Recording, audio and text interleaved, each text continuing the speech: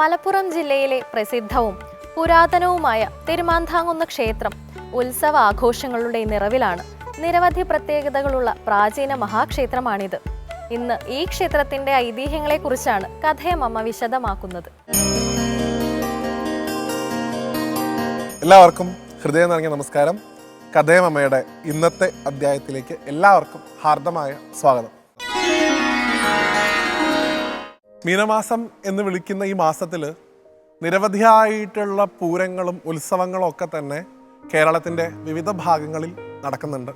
കേരളത്തിൻ്റെ മലയാളത്തിൻ്റെ പൈതൃകം ഉറങ്ങിക്കിടക്കുന്ന വള്ളുവനാടിൻ്റെ മണ്ണും ഈ മീനമാസം എന്ന് പറഞ്ഞു കഴിഞ്ഞാൽ പൂരക്കാലാണ്.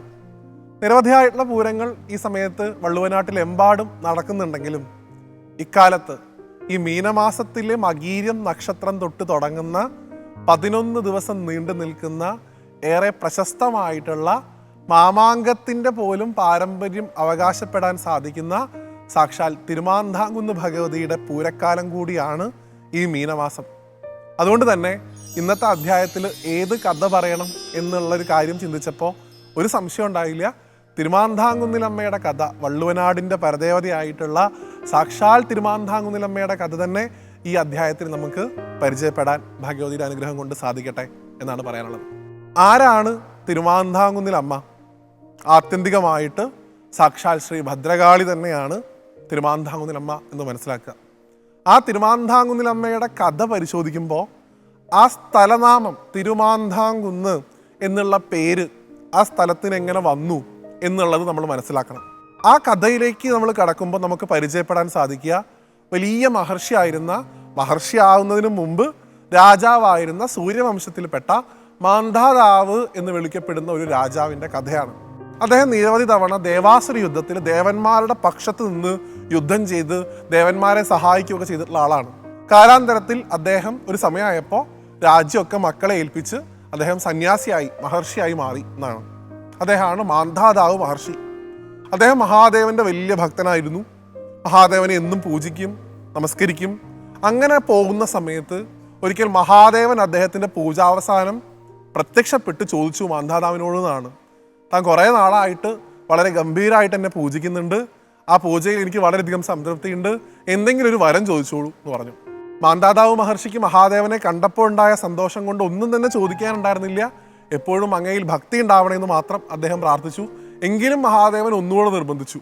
വന്ന സ്ഥിതിക്ക് എന്തെങ്കിലും തരാതെ പോകാൻ നിർവാഹമില്ല, അതുകൊണ്ട് എന്തെങ്കിലും ഒന്ന് ചോദിക്കൂ.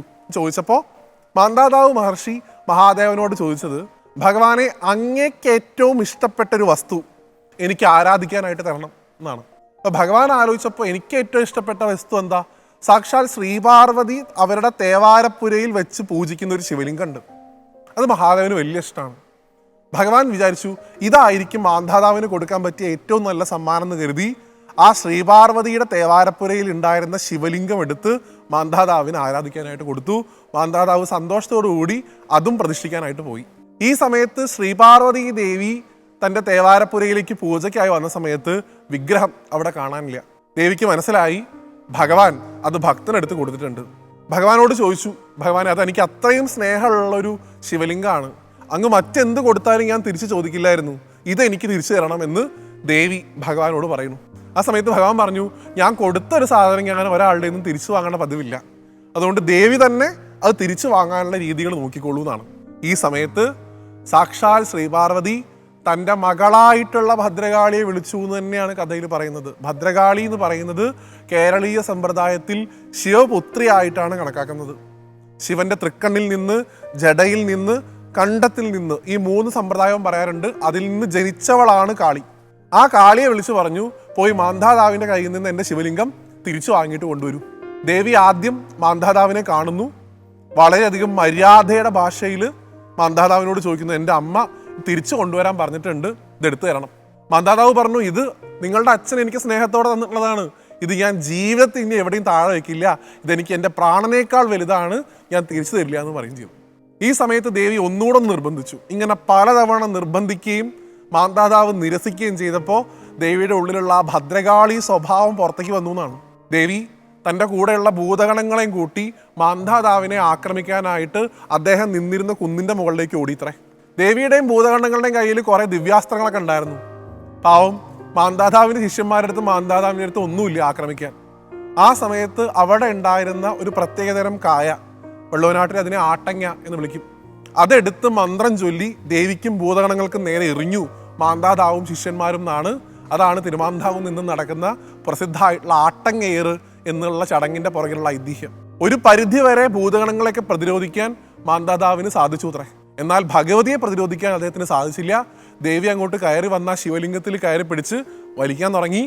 മാന്ധാതാവ് മറ്റേ ഭാഗത്തുനിന്നും വലിക്കാൻ തുടങ്ങി. രണ്ടുപേരും കൂടെ പിടിവലിയായ സമയത്ത് സാക്ഷാൽ മഹാദേവനും ശ്രീപാർവതിയും ഒപ്പം ദേവിയുടെ കയ്യിലൊരു കുഞ്ഞ് ഗണപതി ഭഗവാൻ ഉണ്ടായിരുന്നു എന്നാണ്. മൂന്നുപേരും കൂടെ ചേർന്ന് അവിടെ പ്രത്യക്ഷപ്പെട്ട് ഇനി ഈ വിഗ്രഹം ഇവിടുന്ന് കൊണ്ടുപോകേണ്ടതില്ല, ഞങ്ങൾ ഇവിടെ സാന്നിധ്യം ചെയ്തോളാന്ന് മാന്ധാതാവിനോടും ഭദ്രകാളിയോടും പറഞ്ഞു അത്രേ. അപ്പൊ ദേവി ചോദിച്ചു, ഞാനിവിടെ വന്നതിന് എന്തെങ്കിലും ഒരു കാര്യം വേണമല്ലോ, ഇനി ഞാൻ എന്താണ് ചെയ്യേണ്ടത്? ഇത് കൊണ്ടുവരാനാണ് ഞാൻ വന്നത്, അങ്ങ് പറയണു ഇപ്പം ഇത് ഇവിടെ ഇരുന്നോട്ടെ എന്ന്, ഇനി ഞാൻ എന്ത് വേണം? ആ സമയത്ത് ഭഗവാൻ തൻ്റെ മകളോട് പറയണു, ഇവിടെ നിന്റെ ഒരു വലിയ ക്ഷേത്രം കാലാന്തരത്തിൽ ഉയരപ്പെടും, അവിടെ തിരുമാന്ധാകുന്നിലെ അമ്മയായിട്ട് ജനങ്ങൾ വന്ന് നിന്നെ തൊഴും, നീയും ഞാനും എവിടെ ഒരുമിച്ചിരിക്കുന്നോ അവിടെ എന്നേക്കാൾ കീർത്തി നിനക്കുണ്ടാവുമെന്ന് ഭഗവാൻ അനുഗ്രഹിച്ചു എന്നാണ്. അച്ഛനും മകളും എവിടെയാണോ ഒരുമിച്ചിരിക്കുന്നത് അവിടെയൊക്കെ തന്നെ അച്ഛനേക്കാൾ കൂടുതൽ കീർത്തി മകളായിട്ടുള്ള ഭദ്രകാളിക്ക് ഉണ്ടാവുമെന്ന് മഹാദേവൻ വരം കൊടുക്കുകയും ചെയ്തു എന്നാണ്. ഇന്നും തിരുമാന്ധാകുന്ന് ശിവന്റെ പ്രതിഷ്ഠയുണ്ട്, ഭദ്രകാളിയുടെ പ്രതിഷ്ഠയുണ്ട്. പക്ഷേ ക്ഷേത്രം അറിയപ്പെടുന്നത് ഭദ്രകാളിയായിട്ടുള്ള തിരുമാന്ധാകുന്നിൽ അമ്മയുടെ ക്ഷേത്രത്തിൻ്റെ പേരിലാണ്. മൂലസ്ഥാനത്ത് ശ്രീപാർവതിയും മഹാഗണപതിയും മഹാദേവനും സാന്നിധ്യം ചെയ്യുന്നു. ആ മൂലസ്ഥാനത്തുള്ള ഗണപതിക്കാണ് വിശ്വപ്രസിദ്ധമായിട്ടുള്ള വിവാഹ തടസ്സം മാറാനുള്ള മംഗല്യപൂജ എന്ന് പറയുന്ന വഴിപാട് നമ്മൾ നടത്തുകയും ചെയ്യാറുള്ളത്. തിരുമാന്ധാകുന്നിൽ അമ്മയുടെ വിഗ്രഹം 8 കൈകളോട് കൂടിയിട്ടുള്ള വളരെയധികം ചൈതന്യവത്തായിട്ടുള്ള വിഗ്രഹമാണ്.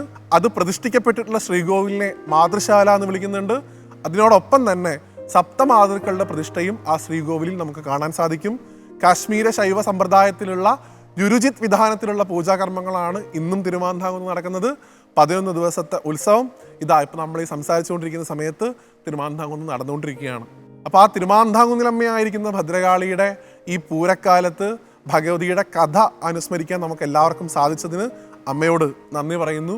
ആ സവിധത്തിലൊന്നും ചെന്ന് പ്രാർത്ഥിക്കാൻ ചിലപ്പോൾ നമുക്ക് എല്ലാവർക്കും സാധിച്ചോളണമെന്നില്ല. എപ്പോഴെങ്കിലുമൊക്കെ അമ്മയുടെ ആ തിരുവിഗ്രഹം കാണാനുള്ള ഭാഗ്യം നമുക്ക് തരണേ എന്ന് അമ്മയോട് പ്രാർത്ഥിച്ചുകൊണ്ട് തിരുമാന്ധാകുന്നിൽ അമ്മയുടെ പൂരക്കാലത്ത് അവിടെ എത്തുന്ന എല്ലാ ഭക്തരെയും ദേവി 2 കൈയും നീട്ടി അനുഗ്രഹിക്കട്ടെ എന്ന് പ്രാർത്ഥിച്ചുകൊണ്ട് ഈ അധ്യായത്തിൽ നിന്ന് വിടവാങ്ങുന്നു.